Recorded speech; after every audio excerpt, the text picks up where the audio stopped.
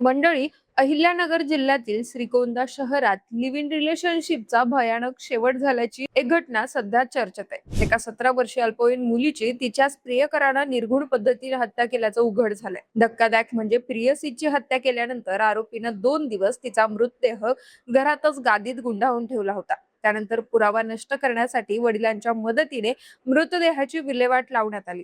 मंगळवारी मध्यरात्री श्रीगोंदा शहराजवळील वडाई रोडवरील जंगलात त्या मुलीचा मृतदेह जाऊन टाकण्यात आला। त्यामुळे दोघा बाप लेकांना वाटलं की या प्रकरणातून आपण सुखरूप निसटलो, पण मित्राच्या एका फोन कॉलमुळे हे भयंकर कांड उघडकीस आलं आणि श्रीगोंदा पोलिसांनी आता दोन्ही आरोपींना अटक केली आहे। या प्रकरणात एकूण 3 आरोपींवर पोक्सो, खून आणि अॅट्रॉसिटी कायद्याअंतर्गत गुन्हा दाखल करण्यात आलाय। पण त्या अल्पवयीन प्रियसी सोबत नेमकं काय घडलं? सोबत राहणाऱ्या तिच्या 24 वर्षीय प्रियकरानंच तिला एवढ्या अमानुष पद्धतीनं का संपवलं? तसंच आरोपीच्या मित्रामुळे ही घटना कशी उघड झाली, त्याची थरारक स्टोरी मी तुम्हाला या व्हिडिओत सांगणार आहे। नमस्कार, मी पूजा आणि आपण पाहताय देदनका। मंडळी, या प्रकरणी मयत मुलीच्या आईनं श्रीगोंदा पोलीस ठाण्यात फिर्याद दाखल केली असून त्यात सांगितल्यानुसार त्यांची मुलगी अल्पवयीन असून एका वर्षांपूर्वी तिची ओळख ही नगरमधील शुभम सुखदेव ओवळ या तरुणासोबत झाली होती। सोशल मीडियावरील इंस्टाग्राम या ऍपच्या माध्यमातून त्यांची ही ओळख झाली होती आणि नंतर या ओळखीचं रूपांतर प्रेमात झालं। पुढे त्यांचा प्रेमविवाह देखील होणार होता। म्हणूनच मागील 3 महिन्यांपासून मुलगी आणि प्रियकर शुभम हे दोघे जण श्रीगोंदा शहरातील काळकाई चौकात एकत्र राहू लागले। पण या दरम्यान शुभम मुलीच्या चारित्र्यावर संशय घेत होता, त्यामुळे दोघांमध्ये वारंवार खटके उडत होते। त्यातून शुभमनं तिला अनेकदा मारहाण सुद्धा केली होती। त्यामुळे हा वाद वाढत असल्यानं 1 महिन्यांपूर्वी मुलीच्या आईने श्रीगोंदा पोलीस ठाण्यात शुभम व त्याच्या आई वडिलांविरोधात तक्रार दाखल करण्याचा प्रयत्न केला, पण प्रियकर शुभमनं हे प्रकरण मिटवून घेतलं। दरम्यान सोमवारी 15 जूनच्या दुपारी 2 वाजता शुभमनं श्रीगोंदा येथील रूम मध्ये त्याच्या प्रियसी सोबत जोरदार भांडण केलं। चारित्र्याच्या संशयावरून सुरू झालेला हा वाद शेवटी टोकाला पोहोचल्यानंतर रागाच्या भरात शुभमने आपल्या प्रियसीच्या डोक्यात लोखंडी रॉडचे घाव घातले आणि त्यानंतर फरशीनं डोकं ठेचून तिचा निर्घृण पद्धतीनं खून केला। या घटनेनंतर घाबरलेल्या शुभमने पुरावा लपवण्यासाठी प्रेयसीचा मृतदेह घरातील एका गादीत गुंडाळला। ती गादी त्यानं घरातच लपवली आणि नंतर घराला कुलूप लावून तो नगर जवळील केडगाव या ठिकाणी त्याच्या आई वडिलांकडे निघून गेला। तिकडे जाऊन त्यानं घडलेल्या घटनेची माहिती त्याच्या आई वडिलांना दिली। त्यावर वडिलांसोबत मिळून त्यानं पुरावा नष्ट करण्यासाठी मृतदेहाची विल्हेवाट लावण्याचा भयंकर कट रचला।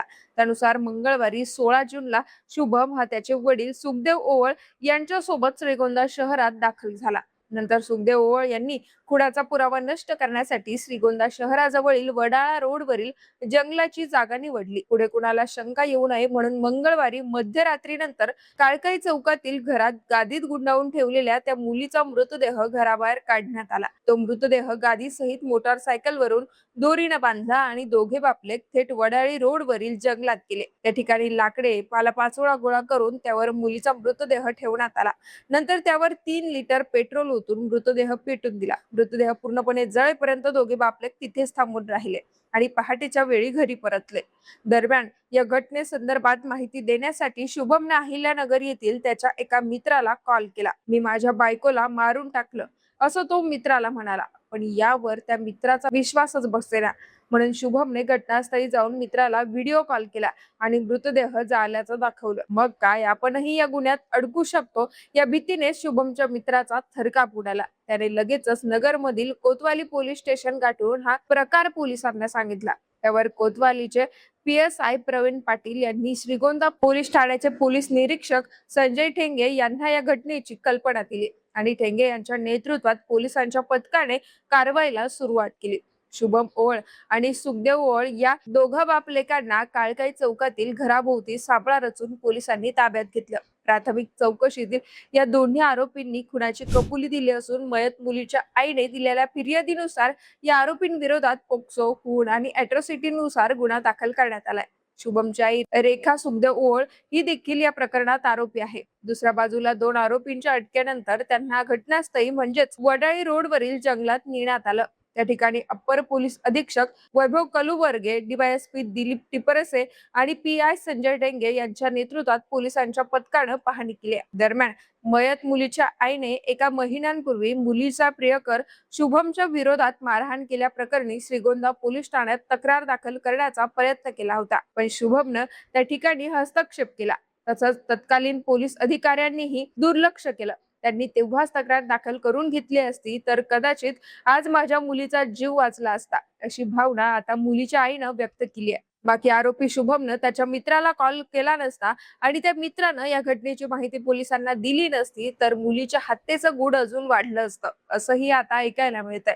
तर या संदर्भात तुमच्या काही प्रतिक्रिया असतील तर व्हिडिओच्या कमेंट बॉक्समध्ये नक्की कळवा.